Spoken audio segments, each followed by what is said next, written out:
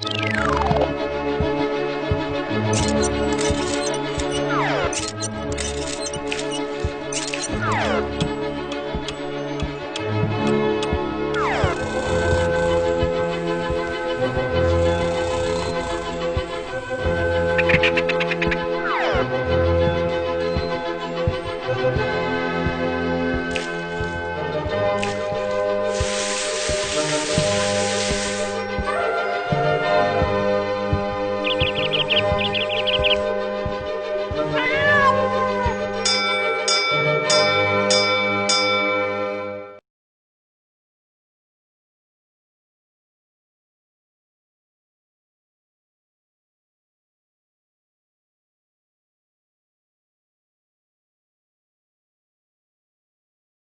വർഷ സാമ്പത്തിക ശാസ്ത്രത്തിൻ്റെ പുതിയൊരു പാഠഭാഗത്തിലേക്ക് എല്ലാ പ്രിയ വിദ്യാർത്ഥികൾക്കും ഹൃദ്യമായ സ്വാഗതം. കഴിഞ്ഞ ക്ലാസ്സിൽ നാം ചർച്ച ചെയ്തത് ഡിമാൻഡ് കർവിനെ കുറിച്ചാണ്. ഡിമാൻഡ് കർവ് നാം മനസ്സിലാക്കിയത് ഒരു വസ്തുവിൻ്റെ വിലയും ക്വാണ്ടിറ്റി ഡിമാൻഡും തമ്മിലുള്ള ബന്ധം ഗ്രാഫിൽ കാണിക്കുന്നു എന്നതായിട്ടാണ്. സ്ക്രീനിലൊരു ഡിമാൻഡ് കർവ് കാണുന്നുണ്ട് ഇല്ലേ? ആ ഡിമാൻഡ് കർവിൽ ചില പോയിന്റുകൾ മാർക്ക് ചെയ്തതായിട്ട് നിങ്ങൾക്ക് കാണാൻ സാധിക്കും. ഏതൊക്കെയാണ് പോയിന്റുകൾ? എ, ബി, സി എന്നീ 3 പോയിന്റുകളാണ് ഡിമാൻഡ് കർവിൽ കാണിച്ചിരിക്കുന്നത് അല്ലേ? ഈ ഡിമാൻഡ് കർവിലെ ബി എന്ന പോയിന്റിൽ നിന്നും നമുക്കൊരു സെഗ്മെന്റ് വൈ ആക്സിസിലേക്ക്, പ്രൈസ് ആക്സിസിലേക്ക് ഒരു സെഗ്മെന്റ് വരച്ച് നോക്കാം. അതുപോലെ തന്നെ ബി എന്ന പോയിന്റിൽ നിന്നും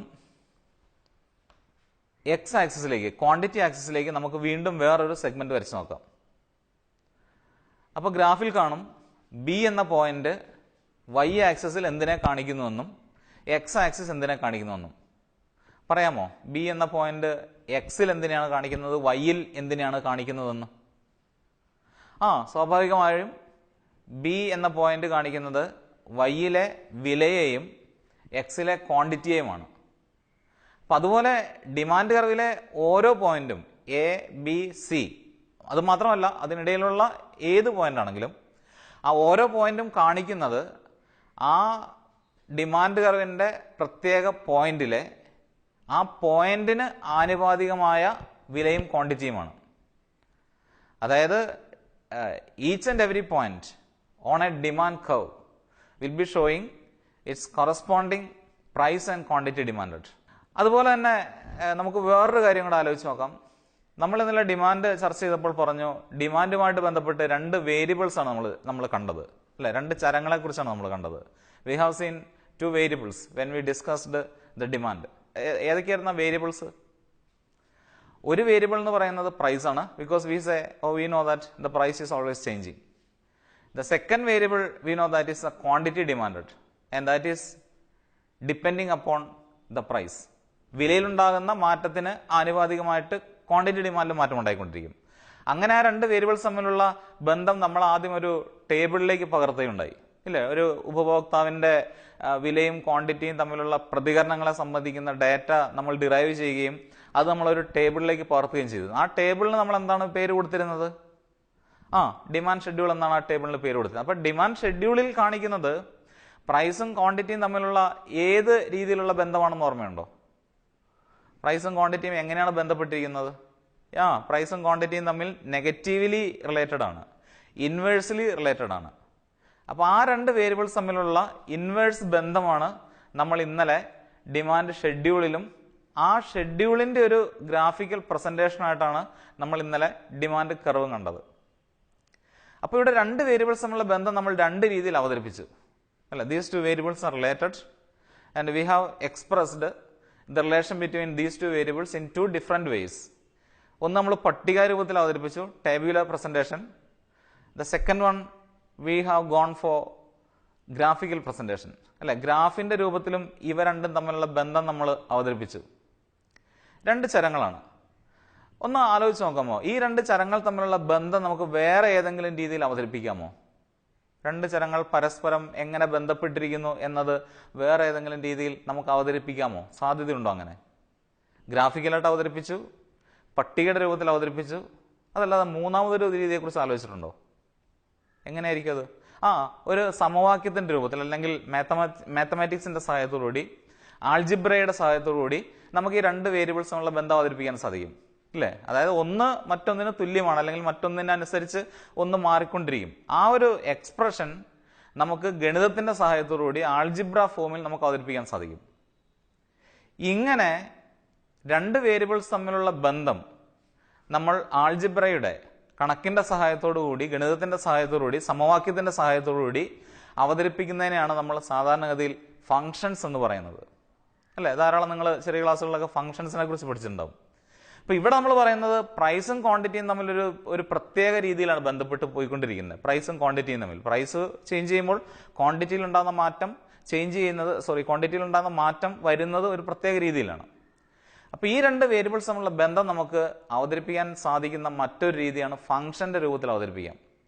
അപ്പൊ ഇങ്ങനെ വിലയും ക്വാണ്ടിറ്റി ഡിമാൻഡും തമ്മിലുള്ള ബന്ധം ആൾജിബ്രയുടെ രൂപത്തിൽ അവതരിപ്പിക്കുന്നതിന് നമ്മൾ സാധാരണഗതിയിൽ പറയുന്നത് ഡിമാൻഡ് ഫംഗ്ഷൻ എന്നാണ്, അല്ലേ?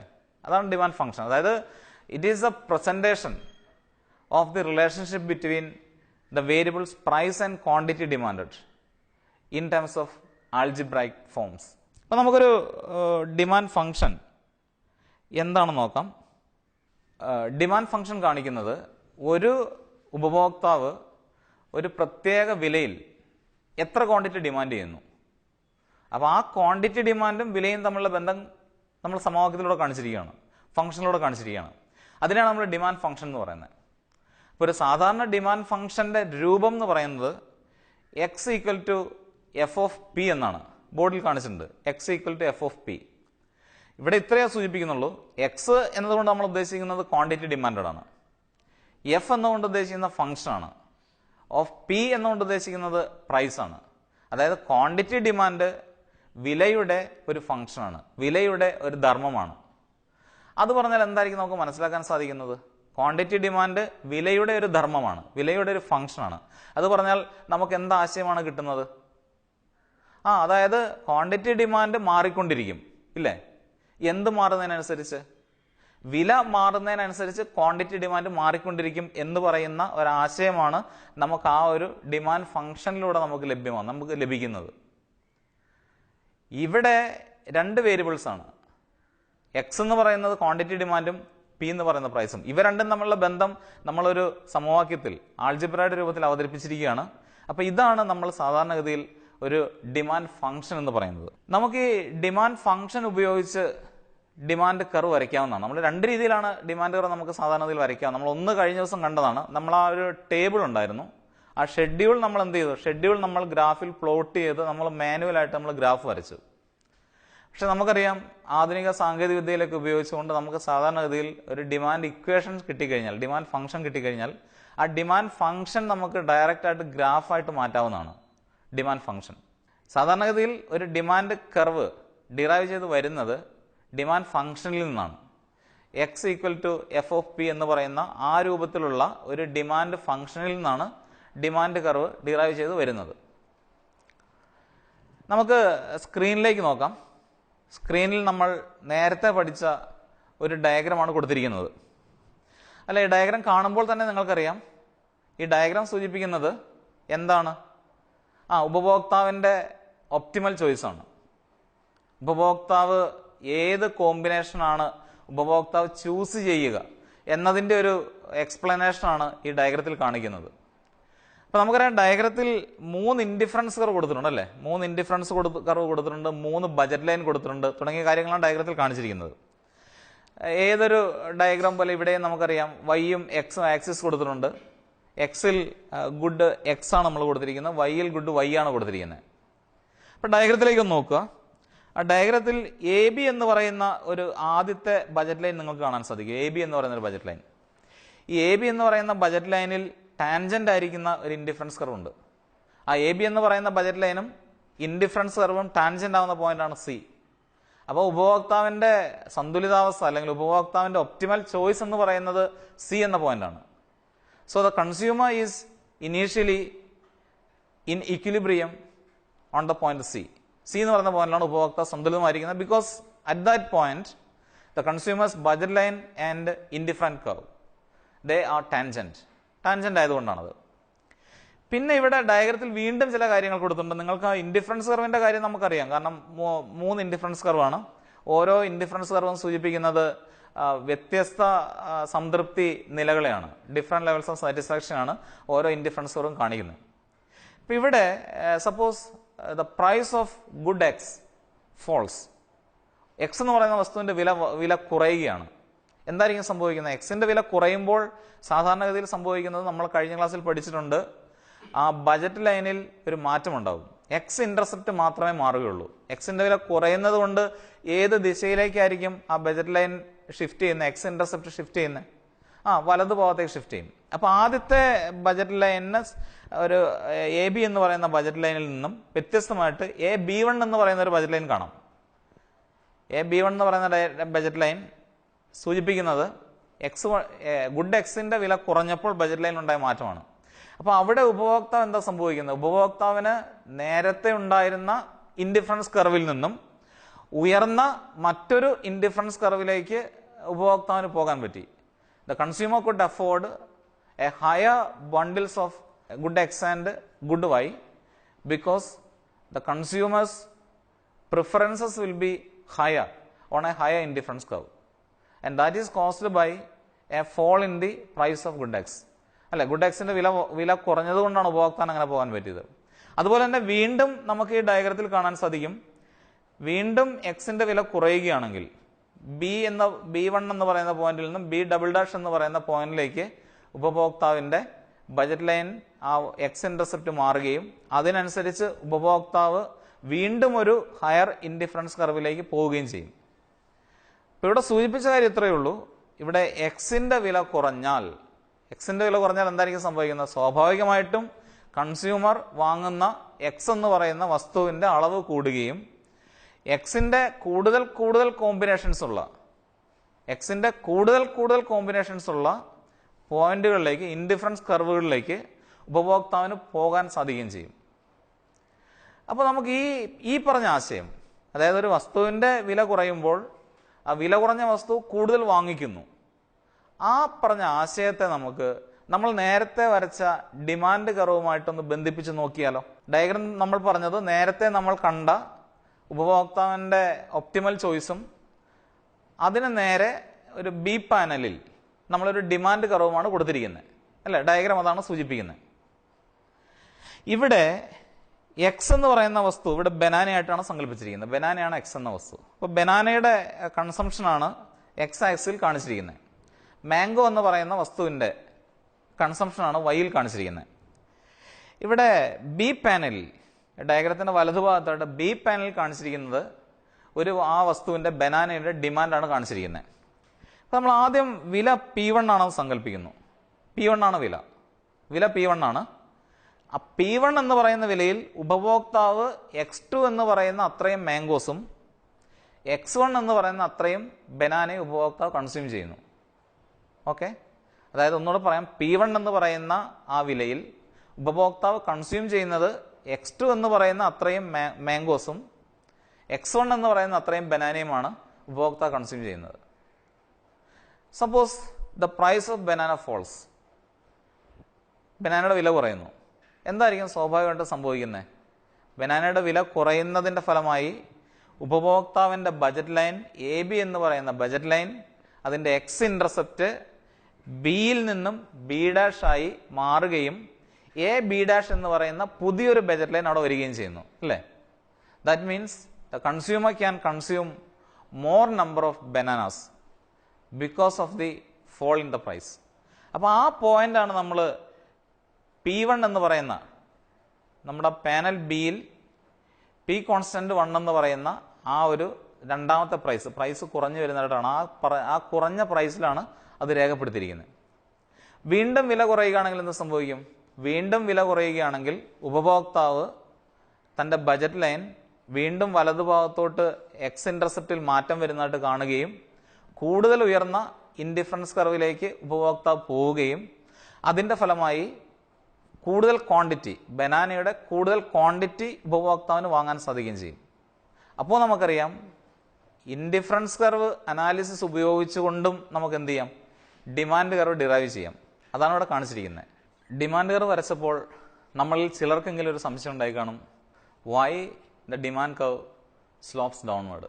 എന്തുകൊണ്ടാണ് ഡിമാൻഡ് കർവ് താഴോട്ട് ചെരിഞ്ഞിരിക്കുന്നത് അല്ലെങ്കിൽ ഡൗൺവേർഡ് സ്ലോപ്പിംഗ് ആയിരിക്കുന്നത് എന്നതിനെ സംബന്ധിച്ച് ചിലർക്കെങ്കിലും ഒരു സംശയം ഉണ്ടായി കാണും അല്ലേ. അപ്പോൾ എന്തുകൊണ്ടായിരിക്കും സാധാരണത്തിൽ ഡിമാൻഡ് കർവ് താഴോട്ട് ചെരിഞ്ഞിരിക്കുന്നത്? നമുക്ക് എല്ലാവർക്കും അറിയാവുന്ന ഒരു റീസൺ ഉണ്ട്. ഒരു റീസൺ നമ്മൾ കണ്ടതാണ്. ഡിമാൻഡ് കർവ് താഴോട്ട് ചെരിഞ്ഞിരിക്കാനുള്ള ഒരു കാരണം എന്ന് പറഞ്ഞാൽ പ്രൈസും ക്വാണ്ടിറ്റി ഡിമാൻഡും തമ്മിലുള്ള ബന്ധമാണ്. ആ ബന്ധം നെഗറ്റീവ് ബന്ധമാണ്. അതായത് വില കുറയുമ്പോൾ ഉപഭോക്താക്കൾ എന്ത് ചെയ്യും? ഉപഭോക്താക്കൾ സ്വാഭാവികമായിട്ടും കൂടിയ അളവിൽ ആ വസ്തു വാങ്ങിക്കും. അപ്പോൾ ആ ഒരു നെഗറ്റീവ് ബന്ധം അവിടെ നിലനിൽക്കുന്നുണ്ട്. അപ്പം അതുകൊണ്ട് demand curve is always sloping downwards.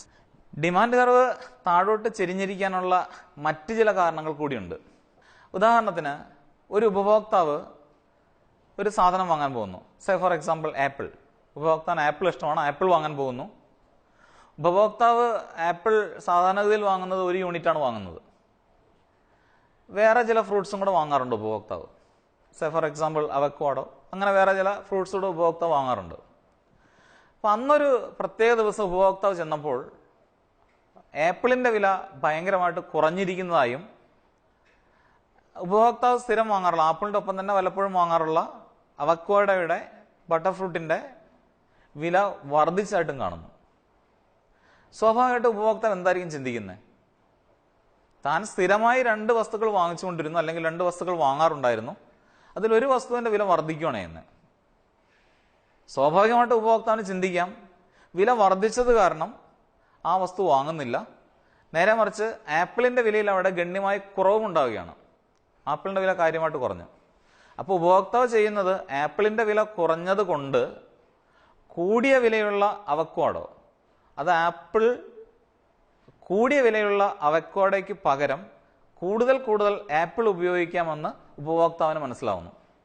അപ്പം ഇവിടെ ഉപഭോക്താവ് ചെയ്തത് ഒരു വസ്തുവിന് പകരം മറ്റൊരു വസ്തു ഉപയോഗിക്കുകയാണ് ചെയ്തത്. കൂടിയ വിലയ്ക്കുള്ള ഒരു വസ്തുവിന് പകരം കുറഞ്ഞ വിലയുള്ള ഒരു വസ്തു കൂടുതൽ ഉപയോഗിക്കുകയാണ് ചെയ്യുന്നത്. അങ്ങനെ കുറഞ്ഞ വിലയുള്ള വസ്തു ഉപഭോക്താവ് കൂടുതൽ ഉപയോഗിക്കുമ്പോൾ ഉപഭോക്താവിന് കൂടിയ സാറ്റിസ്ഫാക്ഷൻ ലെവൽ ലഭിക്കാൻ സാധ്യതയുണ്ട്. അപ്പോൾ അങ്ങനെ ഉപഭോക്താവ് ചെയ്യുന്നതാണ് നമ്മൾ പറയുന്നത് സബ്സ്റ്റിറ്റ്യൂഷൻ ഇഫക്റ്റ് എന്നാണ് പറയുന്നത്, പ്രതിസ്ഥാപന പ്രഭാവം എന്ന് പറയുന്നു. അപ്പോൾ ഏത് വസ്തുവിൻ്റെ വിലയാണോ കുറയുന്നത്, ആ വസ്തു കൂടിയ വിലയുള്ള വസ്തുവിന് പകരമായി ഉപയോഗിക്കപ്പെടും. ഈ ഒരു ആശയത്തിനാണ് സബ്സ്റ്റിറ്റ്യൂഷൻ എഫക്റ്റ് എന്ന് പറയുന്നത്. അപ്പോൾ ഈ സബ്സ്റ്റിറ്റ്യൂഷൻ എഫക്റ്റ് ഉള്ളത് കാരണം വില കുറയുമ്പോൾ എന്താണ് സംഭവിക്കുന്നത്? സ്വാഭാവികമായിട്ടും ഉപഭോക്താക്കൾ കൂടുതൽ ഡിമാൻഡ് ചെയ്യാറുണ്ട്, വസ്തുക്കൾ കൂടുതൽ വാങ്ങാറുണ്ട്. ഈ ഒരു ഇഫക്റ്റിന് നമ്മൾ സാധാരണഗതിയിൽ പറയുന്നത് സബ്സ്റ്റിറ്റ്യൂഷൻ ഇഫക്റ്റ് ആണ്. ഇതുപോലെ തന്നെ നമുക്കറിയാം, വില കുറയുമ്പോൾ ഈ പ്രതിസ്ഥാപന പ്രഭാവം മാത്രമായിരിക്കില്ല ഉണ്ടാവുന്നത്. ഒരു ഉപഭോക്താവ് 10 രൂപയുമായി ഒരു സ്വീറ്റ്സ് വാങ്ങാൻ പോകുന്നു, 1 യൂണിറ്റ് വാങ്ങുന്നു. പക്ഷേ രണ്ടാമത്തെ ദിവസം ഉപഭോക്താവ് ഷോപ്പിൽ ചെല്ലുമ്പോൾ ആ 10 രൂപയുണ്ടായിരുന്ന സ്വീറ്റ്സിന് 5 രൂപയെ കുറഞ്ഞു. സ്വാഭാവികമായിട്ടും ഉപഭോക്താവിൻ്റെ കയ്യിലുള്ള ആ പൈസ, 10 രൂപ എന്ന് പറയുന്ന പണം, അതിൻ്റെ മൂല്യം വസ്തുവുമായിട്ട് താരതമ്യം ചെയ്യുമ്പോൾ കൂടിയതായിട്ട് ഉപഭോക്താവിന് അനുഭവപ്പെടും. കാരണം കഴിഞ്ഞ പ്രാവശ്യം ഉപഭോക്താവ് വന്നപ്പോൾ 1 യൂണിറ്റ് മാത്രമേ വാങ്ങാൻ സാധിച്ചിരുന്നുള്ളൂ. ഇപ്പോൾ ഉപഭോക്താവിന് എത്ര വാങ്ങാൻ സാധിക്കും? ഇപ്പോൾ ഉപഭോക്താവിന് അതിൻ്റെ വില കുറഞ്ഞ കാരണം 2 യൂണിറ്റ് വാങ്ങാൻ സാധിക്കും. So the consumer feels that there is an increase in the income. So that effect we say that is the income effect. The purchasing power of the consumer is increasing. So the demand curve slopes downward due to 3 reasons. The first one is a fall in the price will result in an increase in the quantity purchased of that product. ഒരു വസ്തുവിൻ്റെ വില കുറയുമ്പോൾ ആ വസ്തു കൂടുതൽ അളവിൽ ഉപഭോക്താവ് വാങ്ങുന്നു. The second reason is that the substitution effect. And the third reason is the income effect. ഈ 3 കാരണങ്ങൾ കൊണ്ടാണ് ഡിമാൻഡ് കർവ് ഡൗൺവേർഡ് സ്ലോപ്പിംഗ് ആവുന്നത്. ഇവിടെ ഡിമാൻഡുമായി ബന്ധപ്പെട്ട് നമ്മൾ ഇതുവരെ ചർച്ച ചെയ്ത ഒരു പ്രധാനപ്പെട്ട കാര്യം എന്ന് പറഞ്ഞാൽ വിലയും ക്വാണ്ടിറ്റിയും തമ്മിലുള്ള നെഗറ്റീവ് ബന്ധമാണ്, ഇൻവേഴ്സ് റിലേറ്റഡ് ആണ്. നമുക്ക് ഈ 2 വേരിയബിൾസ് തമ്മിലുള്ള ബന്ധം എപ്പോഴും അങ്ങനെ തന്നെ ആയിരിക്കും, അത് സ്ഥിരമായിരിക്കും. അതായത് വില വർദ്ധിക്കുമ്പോൾ ക്വാണ്ടിറ്റി ഡിമാൻഡ് കുറയുകയും വില കുറയുമ്പോൾ ക്വാണ്ടിറ്റി ഡിമാൻഡ് വർദ്ധിക്കുകയും ചെയ്യും. നമ്മൾ മറ്റെല്ലാ ഘടകങ്ങളും സ്ഥിരമാണെന്നാണ് സങ്കല്പിച്ചിരിക്കുന്നത്. വേറെ ഒരു ഘടകത്തിൽ മാറ്റമില്ല. ഉപഭോക്താവിൻ്റെ വരുമാനത്തിൽ മാറ്റമില്ല, ഉപഭോക്താവിൻ്റെ ടേസ്റ്റ് പ്രിഫറൻസ് തുടങ്ങിയ കാര്യങ്ങൾ മാറ്റമില്ല, ഒരു കാര്യങ്ങളിലും മാറ്റമില്ല. വിലയും ക്വാണ്ടിറ്റിയും മാത്രം തമ്മിലുള്ള ബന്ധമാണ് നമ്മൾ പരിശോധിക്കുന്നത്. അപ്പോൾ ഇത് എപ്പോഴും നിലനിൽക്കുന്നതാണ്. അപ്പോൾ ഇത് നമുക്ക് പറയാം this is A law of demand. ഇതിനെയാണ് നമ്മൾ സാധാരണഗതിയിൽ ചോദന നിയമം അഥവാ ലോ ഓഫ് ഡിമാൻഡ് എന്ന് പറയുന്നത്. അതായത് വിലയും ക്വാണ്ടിറ്റിയും തമ്മിലുള്ള ബന്ധം ഏത് ദിശയിലായിരിക്കും? വിപരീത ദിശയിലായിരിക്കും. So the law of demand States that other things being equal there is a negative relation between demand for a commodity and its price. ഒരു വസ്തുവിൻ്റെ വിലയും അതിൻ്റെ ക്വാണ്ടിറ്റിയും തമ്മിൽ നെഗറ്റീവ് ബന്ധമാണുള്ളത് മറ്റ് ഘടകങ്ങളെല്ലാം സ്ഥിരമായിരിക്കുമ്പോൾ. വേറൊരു വാക്കിൽ പറഞ്ഞാൽ ഉപഭോക്താവ് ഒരു വസ്തുവിൻ്റെ വില വർദ്ധിക്കുമ്പോൾ സാധനം വാങ്ങുന്നതിൻ്റെ അളവ് കുറയുകയും വില കുറയുമ്പോൾ സാധനം വാങ്ങുന്നതിൻ്റെ അളവ് വർദ്ധിക്കുകയും ചെയ്യും. ഈ ഒരു ആശയത്തിന് ലോ ഓഫ് ഡിമാൻഡ് അഥവാ ചോദന നിയമം എന്ന് പറയുന്നു. ഡിമാൻഡുമായി ബന്ധപ്പെട്ട് വേറൊരു ആശയം നമുക്ക് ചർച്ച ചെയ്യാനുള്ളത് ലീനിയർ ഡിമാൻഡിനെ കുറിച്ചാണ്. നമ്മൾ ആദ്യം വരച്ച demand curve convex to the point of origin ആയിരുന്നു. പോയിന്റ് ഓഫ് ഒറിജിന് കോൺവെക്സ് ആകൃതിയിലായിരുന്നു നമ്മൾ ആദ്യം വരച്ച ഡിമാൻഡ് കർവ് ഉണ്ടായിരുന്നത്. പക്ഷേ എല്ലാ ഡിമാൻഡ് കർവും അങ്ങനെ ആയിക്കൊള്ളണമെന്നില്ല. ചില ഡിമാൻഡ് കർവുകൾ ലീനിയർ ആയിരിക്കും, അത് രേഖീയമായിരിക്കും. രേഖീയം എന്നുകൊണ്ട് എന്താ ഉദ്ദേശിക്കുന്നത്? നമ്മൾ ബജറ്റ് ലൈൻ വരച്ചു, ബജറ്റ് ലൈൻ ഒരു സ്ട്രെയിറ്റ് ലൈൻ ആയിരുന്നു, രേഖീയമായിരുന്നു, ഡൗൺവേർഡ് സ്ലോപ്പിംഗ് ആയിരുന്നു. അതേപോലെ തന്നെ ചോദനത്തിലും രേഖീയ ചോദനമുണ്ട്, ലീനിയർ ഡിമാൻഡുണ്ട്. ലീനിയർ ഡിമാൻഡ് എന്ന് പറയുന്നത് പ്രൈസും ക്വാണ്ടിറ്റിയും തമ്മിലുള്ള ബന്ധം ലീനിയറാണ്. പ്രൈസും ലീനിയർ ഫംഗ്ഷനാണ്. ലീനിയർ ഫംഗ്ഷൻ എന്നുകൊണ്ട് ഉദ്ദേശിക്കുന്നത് വിലയിൽ എത്രയാണോ മാറ്റം ഉണ്ടാവുന്നത് അതേ നിരക്കിലുള്ള മാറ്റം തന്നെയായിരിക്കും ക്വാണ്ടിറ്റി ഡിമാൻഡിലും ഉണ്ടാകുന്നത്. രണ്ടിലും ഉണ്ടാകുന്ന മാറ്റം സെയിം ആയിരിക്കും. അതിനാണ് നമ്മൾ സാധാരണഗതിയിൽ ലീനിയർ ഡിമാൻഡ് ഫംഗ്ഷൻ എന്ന് പറയുന്നത്. അപ്പോൾ സ്ക്രീനിലൊരു ലീനിയർ ഡിമാൻഡ് ഫംഗ്ഷൻ കൊടുത്തിട്ടുണ്ട്. ഇത് സൂചിപ്പിക്കുന്നത് D P equals A minus b P. D P എന്ന് പറഞ്ഞാൽ ക്വാണ്ടിറ്റിയാണ് നമ്മൾ ഉദ്ദേശിക്കുന്നത്. എ മൈനസ് ബി പി എന്നാണ് ആ ഇക്വേഷൻ്റെ സർവ്വസാധാരണ ഫോം കൊടുത്തിരിക്കുന്നത്. അതായത് quantity demanded will be determined by a and minus b p. അതാണ് ഇക്വേഷൻ കൊണ്ട് ഉദ്ദേശിക്കുന്നത്. ഇപ്പൊ ഇവിടെ കൊടുത്തിരിക്കുന്ന 0 less than equal to price less than equal to a minus b. അതായത് വില എന്ന് പറയുന്നത് 0യ്ക്കും എ മൈനസ് ബിക്കും ഇടയിലായിരിക്കും എന്നാണ് ഈ ഇക്വേഷൻ നമ്മളോട് പറയുന്നത്. വില എന്ന് പറയുന്നത് 0യ്ക്കും എ മൈനസ് ബിക്കും ഇടയിലായിരിക്കും എന്നായിരിക്കും ഈ ഇക്വേഷൻ നമ്മളോട് പറയുന്നത്. ഇവിടെ വീണ്ടും പറയുന്നു quantity demanded will be 0, price greater than a minus b. വില എ മൈനസ് ബിയേക്കാൾ കൂടിക്കഴിഞ്ഞാൽ ക്വാണ്ടിറ്റി ഡിമാൻഡ് 0 ആയിരിക്കുമെന്നും പറയുന്നു. അതുപോലെ തന്നെ മൈനസ് ബി എന്നത് ഡിമാൻഡ് കർവിൻ്റെ സ്ലോപ്പാണ്. ആ ഇക്വേഷനിൽ എ മൈനസ് ബി പി എന്നതിൽ എ എന്ന് പറയുന്നത് വെർട്ടിക്കൽ ഇന്റർസെപ്റ്റും മൈനസ് ബി എന്ന് പറയുന്നത് ഡിമാൻഡ് കർവിൻ്റെ സ്ലോപ്പുമാണ്. അപ്പോൾ ഇതിൻ്റെ ഒരു ഡയഗ്രാം കൊടുത്തിട്ടുണ്ട്. ഈ ഡയഗ്രത്തിൽ കാണുന്നത് പ്രൈസ് 0 ആകുമ്പം ദ ഡിമാൻഡ് ഈസ് എ. ഗ്രാഫിൽ കൊടുത്തിട്ടുണ്ട് പ്രൈസ് 0 ആണ്. ആ പ്രൈസ് 0 ആകുമ്പോൾ ഡിമാൻഡ് ഒ എ അല്ലെങ്കിൽ എ ആണ് ഡിമാൻഡ് മാക്സിമം ആണ്, അവിടെ വരെയാണ് എത്തിയിരിക്കുന്നത്. നേരെ മറിച്ച് പ്രൈസ് എ മൈനസ് ബി ആകുമ്പോൾ ഡിമാൻഡ് 0 ആണ്. പ്രൈസ് എ മൈനസ് ബി ആകുമ്പോൾ ഡിമാൻഡ് 0 ആണ്. ഇതുവരെ നമ്മൾ കണ്ടത് ഒരു ഉപഭോക്താവിൻ്റെ ഡിമാൻഡാണ്. What is the quantity demanded by an individual consumer when at a given price level. ഒരു നിശ്ചിത വിലയിൽ ഒരു ഉപഭോക്താവ് എത്ര ഡിമാൻഡ് ചെയ്യുന്നു എന്ന ആശയമാണ് നമ്മൾ കണ്ടത്. ഇതിന് നമ്മൾ പറയുന്നത് ദിസ് ഈസ് ഇൻഡിവിജ്വൽ ഡിമാൻഡാണ്. അതായത് ഒരു വ്യക്തി ഒരു വസ്തുവിൻ്റെ എത്ര ക്വാണ്ടിറ്റി ഒരു നിശ്ചിത വിലയിൽ ഡിമാൻഡ് ചെയ്യുന്നു അതിന് ഇൻഡിവിജ്വൽ ഡിമാൻഡ് എന്ന് പറയുന്നു. കമ്പോളം എടുത്താൽ ധാരാളം കൺസ്യൂമേഴ്സ് ഉണ്ട്. ഒരു കമ്പോള ചോദനം അതോ മാർക്കറ്റ് ഡിമാൻഡ് എന്ന് പറയുന്നത് എന്തായിരിക്കും? മാർക്കറ്റ് എന്ന് പറയുന്നത് ഒരു മാർക്കറ്റിലേക്ക് വരുന്ന കമ്പോളത്തിലേക്ക് വരുന്ന എല്ലാ ഉപഭോക്താക്കളും കൂടി ചേരുമ്പോഴാണ് അതിനെ മാർക്കറ്റ്. ആ എല്ലാ ഉപഭോക്താക്കളുടെയും ഡിമാൻഡ് കൂട്ടിയാലാണ് നമുക്ക് എന്ത് കിട്ടുക? മാർക്കറ്റ് ഡിമാൻഡ് കിട്ടുക. അപ്പം മാർക്കറ്റ് ഡിമാൻഡ് എന്തായിരിക്കും? ഒരു നിശ്ചിത വിലയിൽ ഒരു കമ്പോളത്തിലെ എല്ലാ ഉപഭോക്താക്കളുടെയും ഡിമാൻഡ് ഒരു പെർട്ടിക്കുലർ പ്രൊഡക്റ്റിന് എത്രയാണോ അതിനെയാണ് നമ്മൾ മാർക്കറ്റ് ഡിമാൻഡ് എന്ന് പറയുന്നത്. ഒരു ടേബിൾ കൊടുത്തിട്ടുണ്ട്. ആ ടേബിളിൽ ABC എന്നീ 3 ഉപഭോക്താക്കളുടെ ആപ്പിളിൻ്റെ ഡിമാൻഡാണ് കൊടുത്തിരിക്കുന്നത്. വ്യത്യസ്ത വിലകളിൽ വില 100 ആകുമ്പോൾ, വില 120 ആകുമ്പോൾ, വില 140 ആകുമ്പോൾ ഓരോരുത്തരും ഡിമാൻഡ് കൊടുത്തിട്ടുണ്ട്.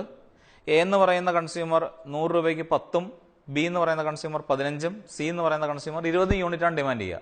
അങ്ങനെയാണെങ്കിൽ മാർക്കറ്റ് ഡിമാൻഡ് എത്രയായിരിക്കും? മാർക്കറ്റ് ഡിമാൻഡ് എന്ന് പറയുന്നത് എല്ലാ ഇൻഡിവിജ്വൽ കൺസ്യൂമറിൻ്റെയും ഡിമാൻഡിൻ്റെ ആകത്തുകയായിരിക്കും. Market demand will be equal to 45.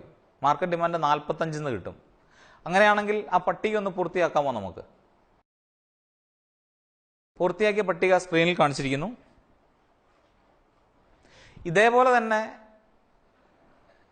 വ്യക്തിഗത ഡിമാൻഡ് കർവ്, ഇൻഡിവിജ്വൽ ഡിമാൻഡ് കർവും മാർക്കറ്റ് ഡിമാൻഡ് കർവും നമുക്ക് തരംതിരിക്കാവുന്നതാണ്. വ്യക്തിഗത ഡിമാൻഡ് കർവുകളുടെ എല്ലാം ആകത്തുകയായിരിക്കും മാർക്കറ്റ് ഡിമാൻഡ് കർവ്.